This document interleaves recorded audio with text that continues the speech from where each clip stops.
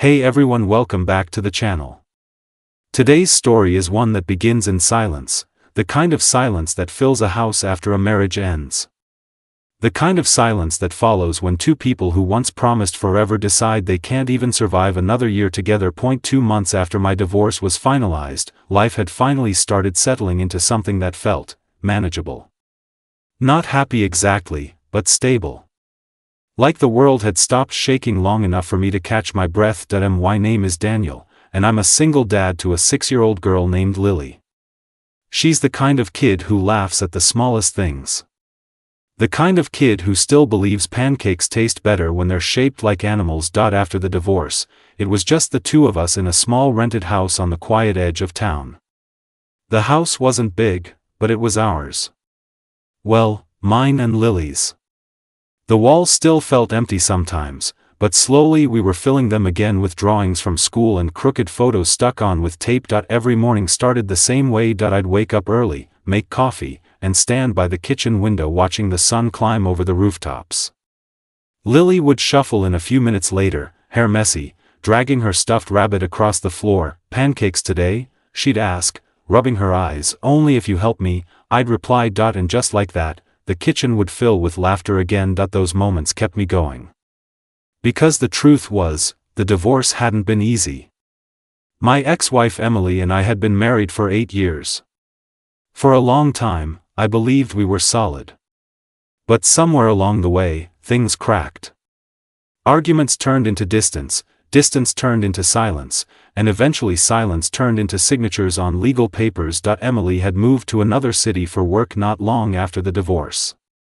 Lily stayed with me because her school, her friends, and everything familiar was here. Life became simple. Work, home, dinner, bedtime stories. Repeat. And honestly, I thought that was enough. Until the knock on the door. It was a rainy Thursday evening. The kind where the sky looks gray all day and the streets shine under the streetlights. Lily was in the living room coloring dinosaurs on the floor while I was finishing dishes in the kitchen. Then came the knock. 3 slow knocks. I dried my hands on a towel and walked to the door, expecting maybe a neighbor or a delivery driver. But when I opened it, everything froze. Standing on the porch, soaked from the rain, was someone I hadn't expected to see ever again. Sarah. My ex-wife's younger sister. Her dark hair was wet, clinging to her jacket, and she looked exhausted.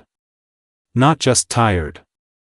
The kind of exhaustion that sits behind someone's eyes like they haven't slept in days. For a moment, neither of us spoke. Daniel, she finally said quietly. I blinked, still trying to process why she was standing here. Sarah, what are you doing here? She glanced behind her as if making sure no one had followed her, then looked back at me. Can I come in? Please. There was something in her voice that made my stomach tighten. I stepped aside. She walked in slowly, dripping water onto the floor. Lily looked up from the living room. Who's that? She asked. Sarah froze when she saw her. For a second, her expression softened, and she forced a small smile. Hi Lily. Lily squinted. Aunt Sarah.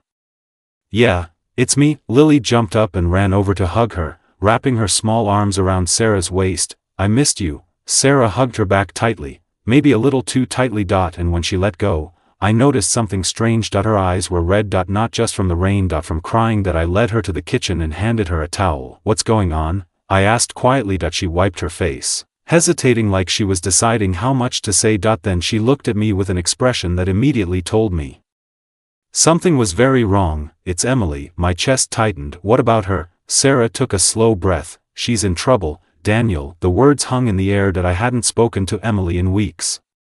The divorce had been clean on paper, but emotionally messy.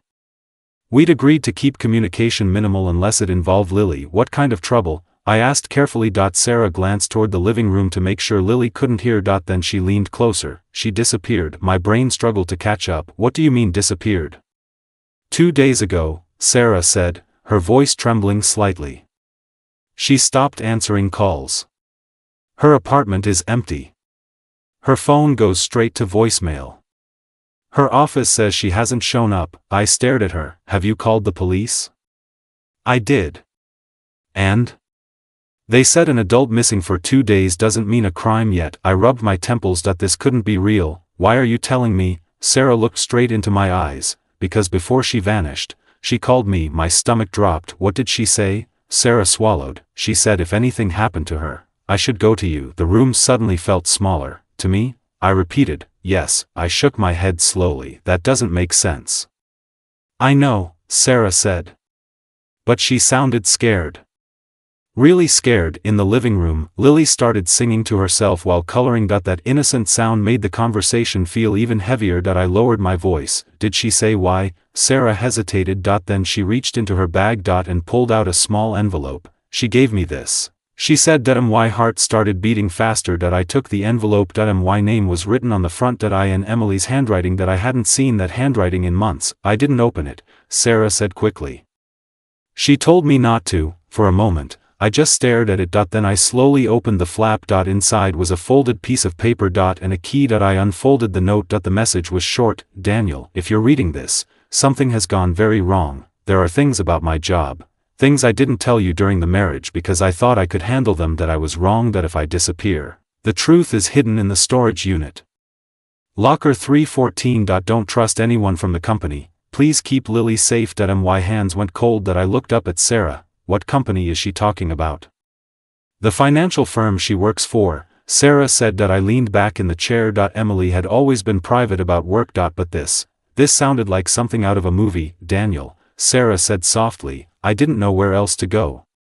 I looked toward the living room again. Lily was now showing her drawing to her stuffed rabbit. Completely unaware that the quiet life we'd been rebuilding was about to fall apart. I turned back to Sarah. Do you know where this storage locker is? She nodded. On the south side of the city. I stared at the key in my hand. For a long moment, the house was silent except for the rain tapping on the windows. 2 months ago I thought the hardest chapter of my life was over. I thought the divorce was the storm. But standing there in my kitchen, holding a mysterious key from my missing ex-wife, I realized something terrifying. The storm hadn't ended. It had just been waiting. And now it had finally reached my door. I took a deep breath. Okay, I said quietly. Sarah looked at me.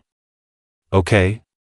Tomorrow morning, I continued, we go to that storage unit. She nodded slowly. But neither of us knew that opening locker 314 would reveal secrets far bigger than we were ready for. Secrets that would drag us into a danger none of us had ever imagined. And the quiet life of a single dad and his daughter was about to shatter completely.